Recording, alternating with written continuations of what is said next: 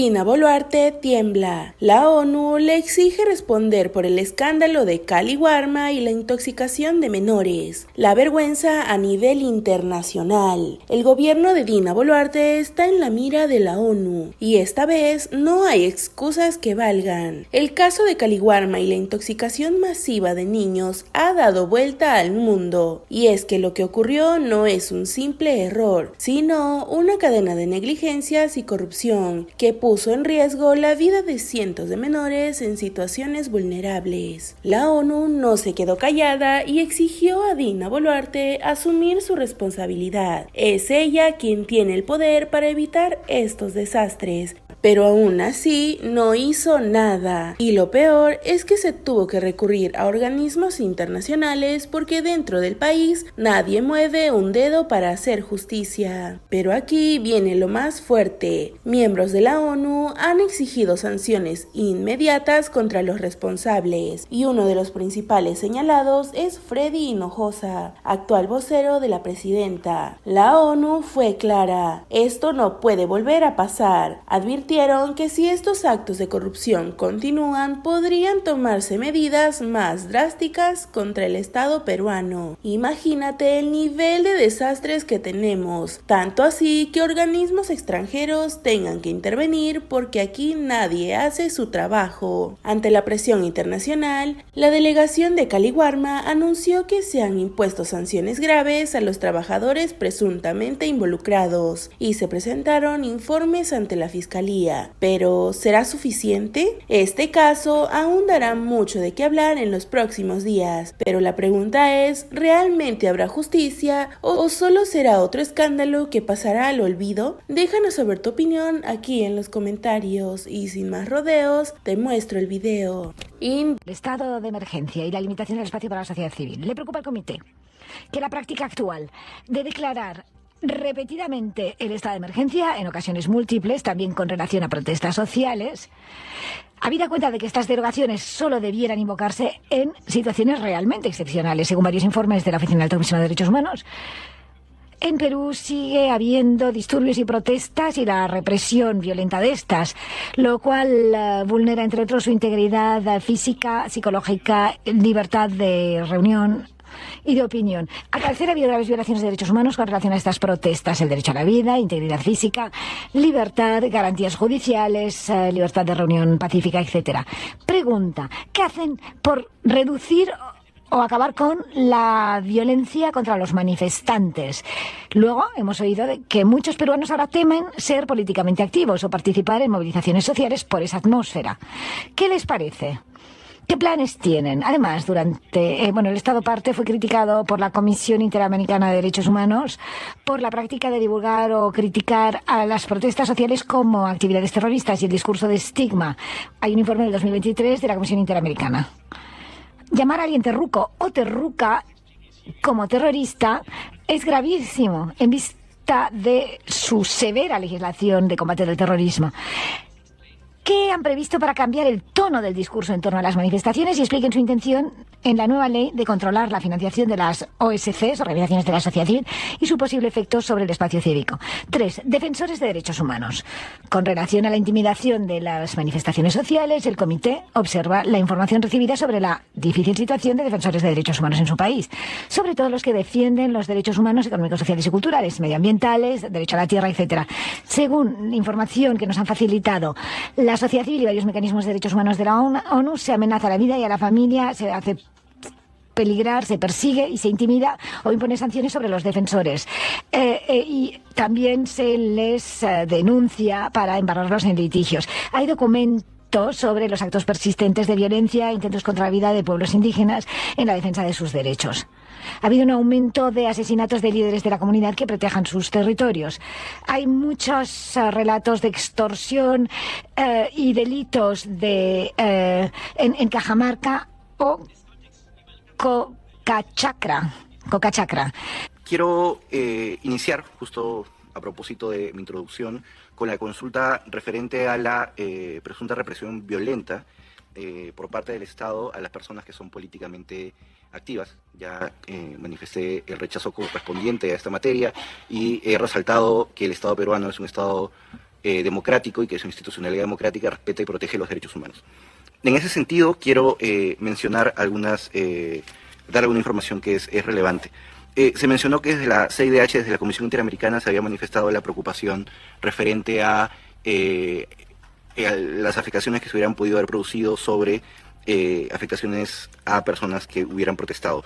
Hay un informe de la CIDH de septiembre del año pasado, en la que da cuenta de los informes sobre la situación de los derechos humanos en el contexto de las protestas sociales en el Perú. Es decir, la propia Comisión Interamericana da cuenta de cómo es que el Estado peruano viene reportando las acciones en la implementación de recomendaciones. El documento es el compendio anual de avances y recomendaciones de medidas de cumplimiento, en su segunda edición, que fue aprobado por la resolución 236 del 24 del 26 de noviembre del año pasado.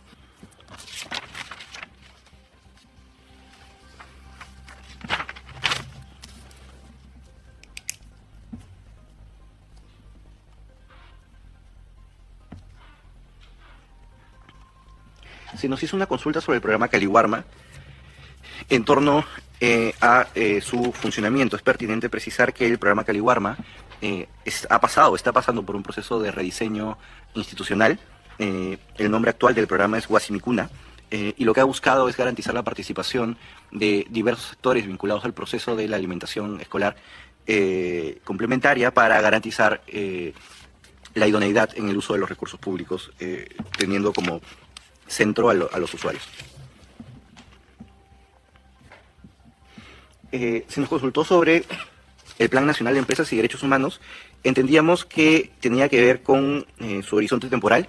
Como comentamos en la locución, recientemente se ha aprobado la Política Nacional sobre Empresas y Derechos Humanos con un horizonte al 2040, y en ese marco hay una serie de acciones que prevé la política y que lo que busca es eliminar las desigualdades, como se comentó hace un momento.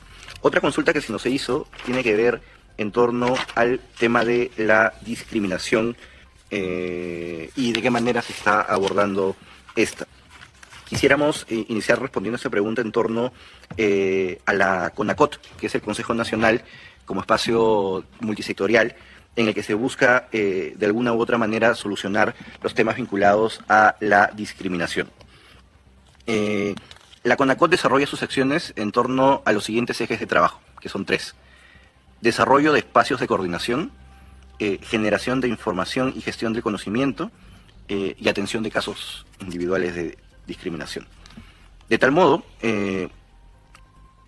puede darse cumplimiento a través de estos 3 ejes de acción a el objetivo que se estipula para dicha comisión, que es contribuir a la efectiva vigencia de los derechos a la igualdad y no discriminación consagrados en la Constitución Política del Perú, los tratados sobre derechos humanos en los que el Perú es parte, a fin de coadyuvar con el fortalecimiento de la institucionalidad democrática del país y la consolidación de un Estado democrático donde primen los principios del respeto por la dignidad de las personas, así como la convivencia pacífica y libre de toda forma de discriminación. Primero, en varias ocasiones ya les he hecho preguntas sobre este particular. Hubo una pregunta sobre la deforestación por la explotación minera ilegal, la región de Madre de Dios.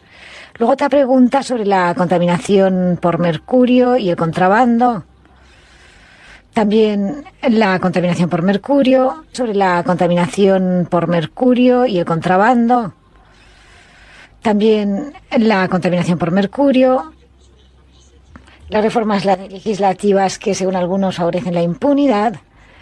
Me he referido a varias leyes concretas que se aprobaron sobre la prescripción penal, la definición de delito organizado, delincuencia, la colaboración eficaz. Son reformas legislativas que preocupan o hacen que nos interroguemos. Quisiera saber qué hace el Gobierno para proteger de objetivos. Y luego otras preguntas sobre la falta de reglamentos en minería. Preguntas, una sobre la pobreza multidimensional, que fue mencionada de manera superficial. ¿Podría la delegación citar cuáles son los indicadores utilizados para calcular el índice de pobreza multidimensional por parte del gobierno? Y si este se ajusta al índice de pobreza multidimensional globalmente utilizado también por el sistema de Naciones Unidas. Esto es especialmente relevante para términos de comparabilidad y para fines de cooperación internacional y garantizar una medición adecuada de conformidad con el objetivo 1 de los Objetivos de Desarrollo Sostenible. Por otro lado, segunda pregunta, la Embajada de Perú en Washington reportó que el 5 de febrero de este año, 340 personas de nacionalidad peruana se encuentran detenidas con orden de deportación y que al menos 343 peruanos se encuentran ante una posible orden de deportación. Asimismo, hay un creciente número de nacionales peruanos deportados que ya están llegando al país y se prevé que este número aumente en el corto y mediano plazo. Y en ese sentido, ¿qué medidas ha puesto en marcha el gobierno con el objeto de recibir y reinsertar a estas personas deportadas a la economía del país? ¿Existe un plan de carrera para docentes? ¿Existen docentes que trabajan en base ad honorem en el país? Por otro lado, me referiré al Programa Nacional de Alimentación Escolar Caliwarma, orientado a proporcionar un servicio alimentario de calidad a niñas y niños matriculados en instituciones educativas. Se ha denunciado públicamente que su recepción es insuficiente en términos de cantidad y periodicidad, y también que se carecen de nutrientes suficientes en cuanto a los alimentos entregados, y que los niños que reciben estos alimentos no reciben cantidades mínimas de hierro, por ejemplo, en su desayuno. Y el programa ha sido sujeto de casos de corrupción, llegando a situaciones inaceptables, como la provisión de alimentos en estado de descomposición, uso de carne de caballo en vez de carne de res, entrega de vísceras y otros productos enlatados en mal estado, encontrándose hongos, impurezas y en algunos casos hasta heces de roedores. Si bien estamos al tanto de que se está buscando reestructurar y actualizar el programa, es relevante preguntar, y con esto voy a hacer mis últimas preguntas, me reservo el derecho de hacer más preguntas con posterioridad. ¿Qué mecanismos de control y fiscalización en los procesos de compra, manipulación y distribución de estos alimentos ha establecido el Estado? ¿Qué mejoras ha incorporado o prevé incorporar el Estado ante estos casos? ¿Ha identificado el Estado las empresas y proveedores que han proporcionado estos alimentos en el mal estado descrito? ¿Continúa el Estado ocupando contratos con estos proveedores, ya sea como parte de este programa o para otros programas? ¿Qué medidas ha tomado el Estado en la debida rendición de cuentas al respecto por parte de las autoridades estatales para con los beneficiarios? ¿Han sido identificadas y procesadas las personas responsables? Y por último, ¿qué medidas toma el Estado para garantizar que este tipo de situaciones no se repita? Continuaré con preguntas en el sector de seguimiento. Muchas gracias. El Programa Nacional de Alimentación Caliwarma proporciona alimentación a 18 residencias estudiantiles del Minedu, beneficiando a 32.273 estudiantes en la provincia de Condorcanqui. Hay acceso a internet satelital en las áreas rurales de la provincia de Condorcanqui en 26 centros poblados, alcanzando a 42 instituciones públicas. Se contrató a 11 profesionales destinados al Centro de Emergencia Mujer de Condorcanqui y al Servicio de Atención Rural para CENEPA y el Río Santiago. El Ministerio de la Mujer gestionó la suscripción de un convenio con la Municipalidad Provincial de Condorcanqui para garantizar la continuidad del Centro de Emergencia Mujer en esa localidad, en esa región. Se renovaron equipos informáticos y bienes muebles mediante el traslado de 10 laptops, 5 armarios y 16 chalecos, además de otros materiales necesarios para el trabajo de campo. Se realizó 5 asistencias técnicas, tanto presenciales como telemáticas, a los profesionales del SEM de Condorcanqui. Se realizaron 5 asistencias técnicas a profesionales del Servicio de Atención Rural. Se realizó la contratación de 2 profesionales defensores públicos mixtos, de los 2 que se tiene previsto para prestar, a pesar de las dificultades, para cubrir las plazas en la zona. Es decir, superando las dificultades. Se atendió a 100 pobladores nativos en condición de vulnerabilidad que se beneficiaron del servicio de justicia itinerante. Se reportó 93 casos de violencia sexual en niñas, niños y adolescentes que cuentan con seguimiento legal especializado, nuevamente para evitar la impunidad.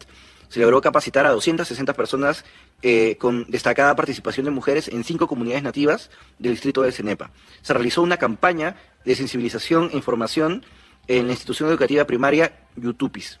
En Santa María de Nieva se presentó a la mesa técnica multisectorial para abordar la problemática de violencia sexual contra niños, niñas y adolescentes en la provincia de Condorcanqui. Se programó 3 asistencias técnicas para el funcionamiento de la inasistencia provincial a la concertación de Condorcanqui. Asimismo, el 22 de noviembre del 2024 se aprobó la estrategia multisectorial para la prevención de la violencia sexual que afecta a los niños, niñas y adolescentes. Prevenir para proteger, cuyo objeto es reducir significativamente la prevalencia de la violencia sexual en Condorcanqui.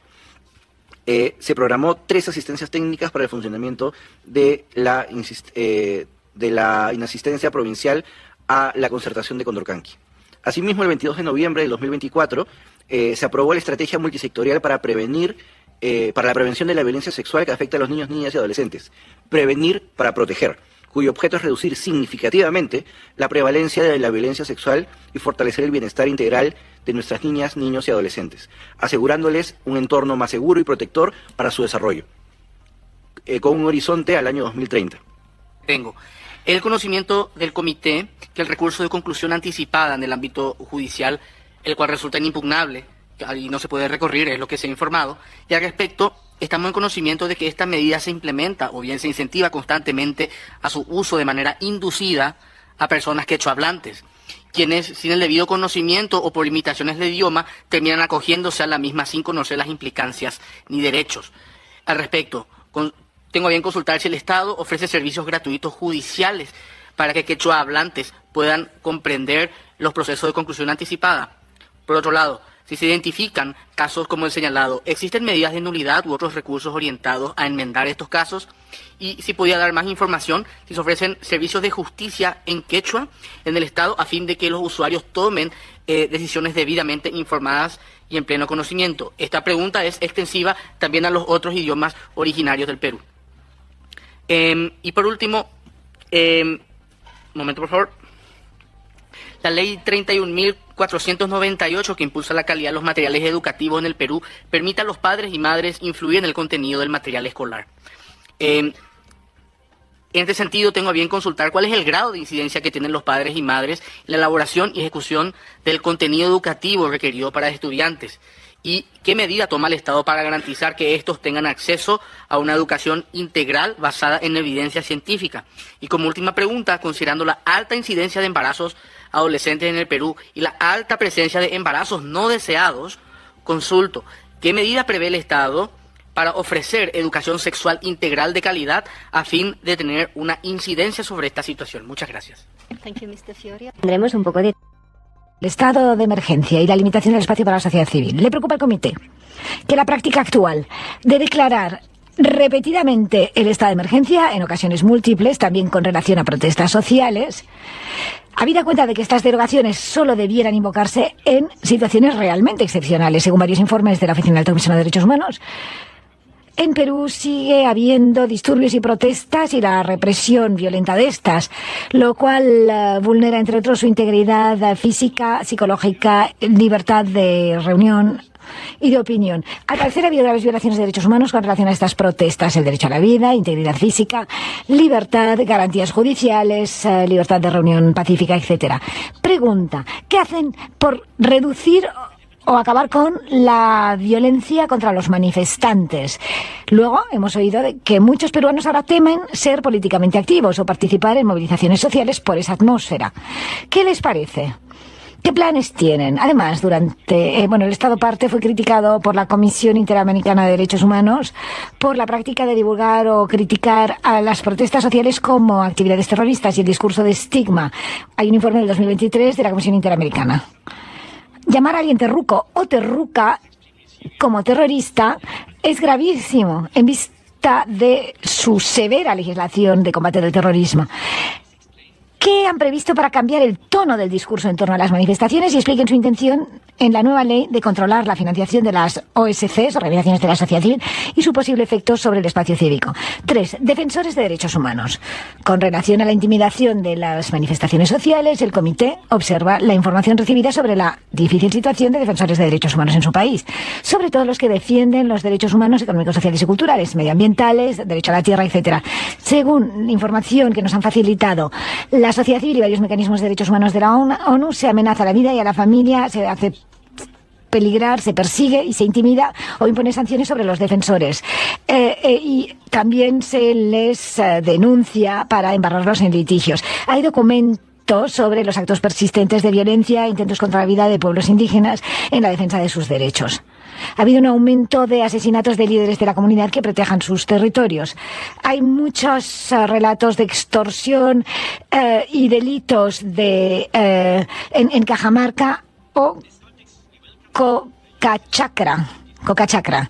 Quiero iniciar, justo a propósito de mi introducción, con la consulta referente a la presunta represión violenta por parte del Estado a las personas que son políticamente activas. Ya manifesté el rechazo correspondiente a esta materia y he resaltado que el Estado peruano es un Estado democrático y que su institucionalidad democrática respeta y protege los derechos humanos. En ese sentido, quiero mencionar dar alguna información que es relevante. Se mencionó que desde la CIDH, desde la Comisión Interamericana, se había manifestado la preocupación referente a las afectaciones que se hubieran podido haber producido sobre afectaciones a personas que hubieran protestado. Hay un informe de la CIDH de septiembre del año pasado, en la que da cuenta de los informes sobre la situación de los derechos humanos en el contexto de las protestas sociales en el Perú. Es decir, la propia Comisión Interamericana da cuenta de cómo es que el Estado peruano viene reportando las acciones en la implementación de recomendaciones. El documento es el compendio anual de avances y recomendaciones de medidas de cumplimiento, en su segunda edición, que fue aprobado por la resolución 236 del 24 del 26 de noviembre del año pasado.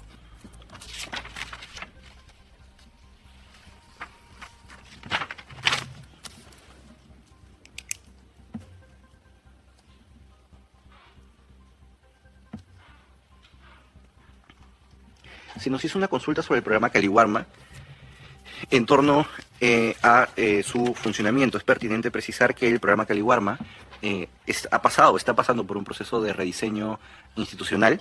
El nombre actual del programa es Huasimicuna, y lo que ha buscado es garantizar la participación de diversos sectores vinculados al proceso de la alimentación escolar complementaria para garantizar la idoneidad en el uso de los recursos públicos, teniendo como centro a los usuarios. Se nos consultó sobre el Plan Nacional de Empresas y Derechos Humanos. Entendíamos que tenía que ver con su horizonte temporal. Como comentamos en la locución, recientemente se ha aprobado la Política Nacional sobre Empresas y Derechos Humanos con un horizonte al 2040, y en ese marco hay una serie de acciones que prevé la política y que lo que busca es eliminar las desigualdades, como se comentó hace un momento. Otra consulta que se nos hizo tiene que ver en torno al tema de la discriminación y de qué manera se está abordando esta. Quisiéramos iniciar respondiendo a esta pregunta en torno a la CONACOT, que es el Consejo Nacional como espacio multisectorial, en el que se busca de alguna u otra manera solucionar los temas vinculados a la discriminación. La CONACOT desarrolla sus acciones en torno a los siguientes ejes de trabajo, que son 3. Desarrollo de espacios de coordinación, generación de información y gestión del conocimiento, y atención de casos individuales de discriminación. De tal modo, puede darse cumplimiento a través de estos 3 ejes de acción a el objetivo que se estipula para dicha comisión, que es contribuir a la efectiva vigencia de los derechos a la igualdad y no discriminación consagrados en la Constitución Política del Perú, los tratados sobre derechos humanos en los que el Perú es parte, a fin de coadyuvar con el fortalecimiento de la institucionalidad democrática del país y la consolidación de un Estado democrático donde primen los principios del respeto por la dignidad de las personas, así como la convivencia pacífica y libre de toda forma de discriminación. Bueno, en varias ocasiones ya les he hecho preguntas sobre este particular. Hubo una pregunta sobre la deforestación por la explotación minera ilegal, la región de Madre de Dios. Luego otra pregunta sobre la contaminación por mercurio y el contrabando. También la contaminación por mercurio, sobre la contaminación por mercurio y el contrabando. También la contaminación por mercurio. Las reformas legislativas que, según algunos, favorecen la impunidad. Me he referido a varias leyes concretas que se aprobaron sobre la prescripción penal, la definición de delito organizado, delincuencia, la colaboración eficaz. Son reformas legislativas que preocupan o hacen que nos interroguemos. Quisiera saber qué hace el Gobierno para proteger de objetivos. Y luego otras preguntas sobre la falta de reglamentos en minería. Preguntas, una sobre la pobreza multidimensional, que fue mencionada de manera superficial. ¿Podría la delegación citar cuáles son los indicadores utilizados para calcular el índice de pobreza multidimensional por parte del gobierno? Y si este se ajusta al índice de pobreza multidimensional globalmente utilizado también por el sistema de Naciones Unidas. Esto es especialmente relevante para términos de comparabilidad y para fines de cooperación internacional y garantizar una medición adecuada de conformidad con el objetivo 1 de los Objetivos de Desarrollo Sostenible. Por otro lado, segunda pregunta, la Embajada de Perú en Washington reportó que el 5 de febrero de este año, 340 personas de nacionalidad peruana se encuentran detenidas con orden de deportación y que al menos 343 peruanos se encuentran ante una posible orden de deportación. Asimismo, hay un creciente número de nacionales peruanos deportados que ya están llegando al país y se prevé que este número aumente en el corto y mediano plazo. Y en ese sentido, ¿qué medidas ha puesto en marcha el gobierno con el objeto de recibir y reinsertar a estas personas deportadas a la economía del país? ¿Existe un plan de carrera para docentes? ¿Existen docentes que trabajan en base ad honorem en el país? Por otro lado, me referiré al Programa Nacional de Alimentación Escolar Caliwarma, orientado a proporcionar un servicio alimentario de calidad a niñas y niños matriculados en instituciones educativas. Se ha denunciado públicamente que su recepción es insuficiente en términos de cantidad y periodicidad, y también que se carecen de nutrientes suficientes en cuanto a los alimentos entregados, y que los niños que reciben estos alimentos no reciben cantidades mínimas de hierro, por ejemplo, en su desayuno. Y el programa ha sido sujeto de casos de corrupción, llegando a situaciones inaceptables, como la provisión de alimentos en estado de descomposición, uso de carne de caballo en vez de carne de res, entrega de vísceras y otros productos enlatados en mal estado, encontrándose hongos, impurezas y en algunos casos hasta heces de roedores. Si bien estamos al tanto de que se está buscando reestructurar y actualizar el programa, es relevante preguntar, y con esto voy a hacer mis últimas preguntas, me reservo el derecho de hacer más preguntas con posterioridad. ¿Qué mecanismos de control y fiscalización en los procesos de compra, manipulación y distribución de estos alimentos ha establecido el Estado? ¿Qué mejoras ha incorporado o prevé incorporar el Estado ante estos casos? ¿Ha identificado el Estado las empresas y proveedores que han proporcionado estos alimentos en el mal estado descrito? ¿Continúa el Estado ocupando contratos con estos proveedores, ya sea como parte de este programa o para otros programas? ¿Qué medidas ha tomado el Estado en la debida rendición de cuentas al respecto por parte de las autoridades estatales para con los beneficiarios? ¿Han sido identificadas y procesadas las personas responsables? Y por último, ¿qué medidas toma el Estado para garantizar que este tipo de situaciones no se repita? Continuaré con preguntas en el sector de seguimiento. Muchas gracias. El Programa Nacional de Alimentación Caliwarma proporciona alimentación a 18 residencias estudiantiles del Minedu, beneficiando a 32.273 estudiantes en la provincia de Condorcanqui.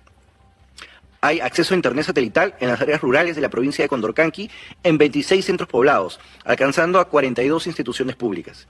Se contrató a 11 profesionales destinados al Centro de Emergencia Mujer de Condorcanqui y al Servicio de Atención Rural para CENEPA y el Río Santiago. El Ministerio de la Mujer gestionó la suscripción de un convenio con la Municipalidad Provincial de Condorcanqui para garantizar la continuidad del Centro de Emergencia Mujer en esa localidad, en esa región. Se renovaron equipos informáticos y bienes muebles mediante el traslado de 10 laptops, 5 armarios y 16 chalecos, además de otros materiales necesarios para el trabajo de campo. Se realizó 5 asistencias técnicas, tanto presenciales como telemáticas, a los profesionales del SEM de Condorcanqui. Se realizaron 5 asistencias técnicas a profesionales del Servicio de Atención Rural. Se realizó la contratación de 2 profesionales defensores públicos mixtos, de los 2 que se tiene previsto para prestar, a pesar de las dificultades, para cubrir las plazas en la zona. Es decir, superando las dificultades. Se atendió a 100 pobladores nativos en condición de vulnerabilidad que se beneficiaron del servicio de justicia itinerante. Se reportó 93 casos de violencia sexual en niñas, niños y adolescentes que cuentan con seguimiento legal especializado, nuevamente para evitar la impunidad. Se logró capacitar a 260 personas con destacada participación de mujeres en 5 comunidades nativas del distrito de CENEPA. Se realizó una campaña de sensibilización e información en la institución educativa primaria Yutupis. En Santa María de Nieva se presentó a la mesa técnica multisectorial para abordar la problemática de violencia sexual contra niños, niñas y adolescentes en la provincia de Condorcanqui.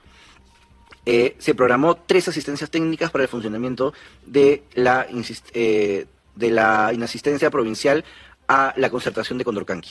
Asimismo, el 22 de noviembre del 2024 se aprobó la estrategia multisectorial para la prevención de la violencia sexual que afecta a los niños, niñas y adolescentes.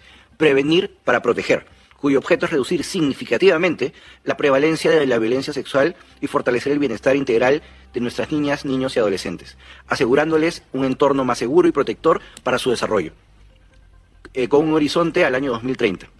Tengo el conocimiento del comité que el recurso de conclusión anticipada en el ámbito judicial, el cual resulta inimpugnable y no se puede recurrir, es lo que se ha informado, y al respecto estamos en conocimiento de que esta medida se implementa o bien se incentiva constantemente a su uso de manera inducida a personas quechohablantes, quienes sin el debido conocimiento o por limitaciones de idioma terminan acogiéndose a la misma sin conocer las implicancias ni derechos. Al respecto, tengo a bien consultar si el Estado ofrece servicios gratuitos judiciales para que quechohablantes puedan comprender los procesos de conclusión anticipada. Por otro lado, si se identifican casos como el señalado, ¿existen medidas de nulidad u otros recursos orientados a enmendar estos casos? Y si podía dar más información, si se ofrecen servicios de justicia en quechua en el Estado a fin de que los usuarios tomen decisiones debidamente informadas y en pleno conocimiento. Esta pregunta es extensiva también a los otros idiomas originarios del Perú. Y por último, un momento por favor. La ley 31.498 que impulsa la calidad de los materiales educativos en el Perú permite a los padres y madres influir en el contenido del material escolar. En este sentido, tengo a bien consultar cuál es el grado de incidencia que tienen los padres y madres en la elaboración y ejecución del contenido educativo requerido para estudiantes y qué medida toma el Estado para garantizar que estos tengan acceso a una educación integral basada en evidencia científica. Y como última pregunta, considerando la alta incidencia de embarazos adolescentes en el Perú y la alta presencia de embarazos no deseados, consulto, ¿qué medida prevé el Estado para ofrecer educación sexual integral de calidad a fin de tener una incidencia sobre esta situación? Muchas gracias. Tendremos un poco de tiempo. El estado de emergencia. Gracias por acompañarnos en este video. Si te ha gustado, te invitamos a suscribirte a Perú al Día. Recuerda que sus comentarios y opiniones son valiosos para nosotros, ya que son fundamentales para que esta comunidad se mantenga en pie. Y no duden en dejar sus ideas y sugerencias en la sección de los comentarios. Hasta el próximo video.